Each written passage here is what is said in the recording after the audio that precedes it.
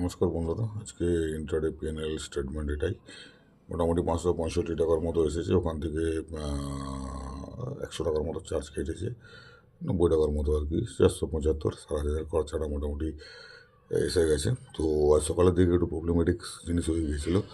আজকে chemical sector খুব বেশি আপার সার্কিটে এসে গিয়েছে এবং আমি জাস্ট সকালবেলায় দেখে আমি নিয়ে নিয়েছিলাম, এসআরএফ নিয়েছিলাম, বাট এসআরএফের 10% আপার সার্কিট লেগে যাওয়ার পরে ও আর রেকটিফাই করেনি, মানে এনএসি থেকে রেকটিফাই না করার জন্য ওটাতে লসই বুক করতে হয়েছে। বাট নবীন ফ্লুরিনও আমার প্রায় 300 টাকার মতো মাইনাস ছিল, কিন্তু এনএসি থেকে ওর আপার সার্কিট খুলে দেওয়ার পরে ওখানে 15% আপার সার্কিট দিয়েছিল।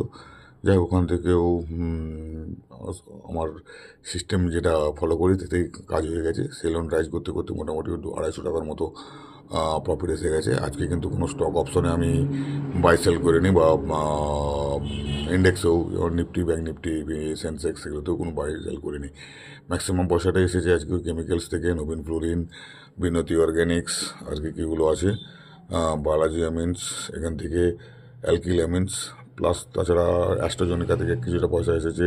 কনকর্ডটাও এরকম দেয়নি আজকে, আরেকটা বোধহয় আমাকে এদিকে দিয়ে গেল, সারেগামা লিমিটেড, সুন্দরম ফাইন্যান্স, এগুলো দিয়ে মোটামুটি এটা সারাদিনের যে টার্গেট থাকে সেই টার্গেট মোটামুটি অ্যাচিভ হয়ে গিয়েছে।